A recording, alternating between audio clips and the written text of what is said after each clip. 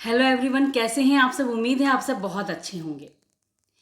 कुछ दिनों पहले मैंने एक वीडियो डाला था जिसमें मैंने ये कहा था कि आपको पहले ये पता लगाना है कि आपके बच्चों में डर है या फोबिया, उसके बाद आप उस पर वर्क कीजिए। तो उसमें से कई लोगों ने मुझसे ये कहा था कि डर है या फोबिया हम कैसे पहचानेंगे। तो मैं आज आपको यही बताने के लिए इस वीडियो को लेकर आई हूँ कि डर और फोबिया में हम अंतर कैसे करें।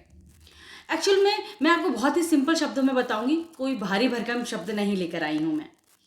डर एक नॉर्मल प्रोसेस है, एक नॉर्मल फीलिंग है, नेचुरल फीलिंग है। जैसे कि हमारे अंदर प्यार होता है ना, दया का भाव होता है, करुणा का भाव होता है, गुस्सा होता है, वैसे ही हमारे अंदर एक डर का भी भाव होता है।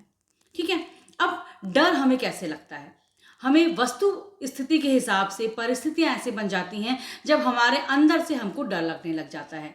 जैसे कि मान लीजिए कि आप रास्ते में जा रहे हैं, आप कोई गाड़ी चला रहे हैं, अचानक से आपके सामने एक गाड़ी आ जाती है, आपका एक्सीडेंट होते होते बच जाता है। तो उस स्थिति में क्या होता है, आपको डर लगने लग जाता है। जो फीलिंग आप महसूस कर रहे होते हैं ना, वो डर की होती है। आपको ये लगता है कि थैंक गॉड मैं बच गया, वरना पता नहीं क्या हो जाता। ठीक है।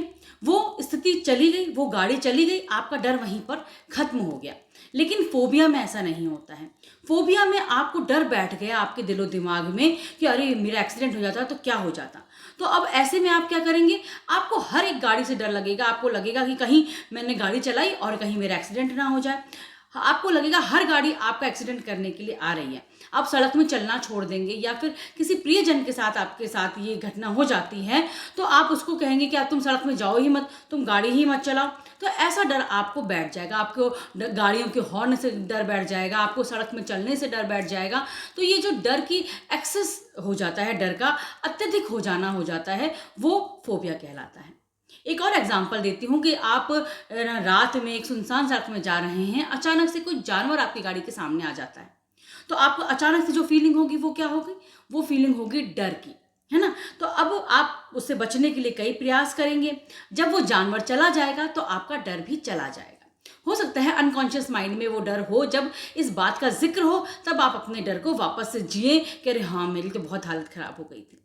लेकिन यदि वो डर आपके दिलो दिमाग में घर कर गया, जैसे कि आपको जानवरों से ही डर लगने लग गया, हर जानवर से, है ना, आपको सुनसान रास्ते में जाने में डर लगने लग गया, आप जानवरों की आवाज से भी डरने लग गए, है ना, आप टीवी में देख रहे हैं या आपने फोटो तक देख ली तो आपकी हालत खराब हो रही है डर के मारे, आपको पसीना आ रहा है, आपको घबराहट हो रही है, यदि ऐसी स्थिति आ जाती है ना, तो वो डर की जो एक्सेसनेस है वो होती है फोबिया की स्थिति। तो आपको अपने डर से जीतना है, आपको डर को फोबिया का रूप नहीं लेने देना है ना। उसके लिए आपको क्या करना होगा, आपको डर का सामना करना होगा। कई बार क्या होता है, हम इतना ज़्यादा डर जाते हैं कि हम डर का सामना नहीं करना चाहते हैं, डर से बचना चाहते हैं। तो आप उसका कई बार सामना करने से भी हमारा डर भागता है। आप अपना ध्यान कहीं और जगह पे लगाइए, कुछ क्रिएटिव कीजिए, है ना। अपने दोस्तों के साथ, अपने संबंधियों के साथ मिलिए जुलिए, कहीं दूर वॉक पे चले जाइए, कहीं घूमने चले जाइए। आपको जो एक्टिविटी अच्छी लगे आप वो कीजिए। आप ध्यान भी दे कर सकती हैं, मेडिटेशन, योगा बहुत अच्छे एक्सरसाइजेज हैं जिससे आपका मन भी शांत रहता है और आपका दिमाग भी पॉजिटिव वाइब्स में आ जाता है ना। और अगर इन सब से भी बात नहीं बनती है तो आप एक काउंसलर के पास जा सकते हैं, आप क्लिनिकल साइकोलॉजिस्ट के पास जा सकते हैं, वो आपकी समस्या का ज़रूर समाधान करेगा। क्योंकि समस्या का समाधान करने से ही समस्या का निवारण होता है। इसलिए आप ये मत सोचिए कि अगर हम काउंसलर के पास जाएंगे तो कोई हमको पागल समझेगा, ऐसा बिल्कुल भी नहीं है। आप अपनी समस्या के लिए काउंसलर के पास जा सकते हैं। उम्मीद है आपको मेरी ये बातें पसंद आई होंगी। मैं नेक्स्ट वीडियो में फिर से आपसे मिलने आऊंगी। तब तक के लिए टेक केयर, बाय बाय।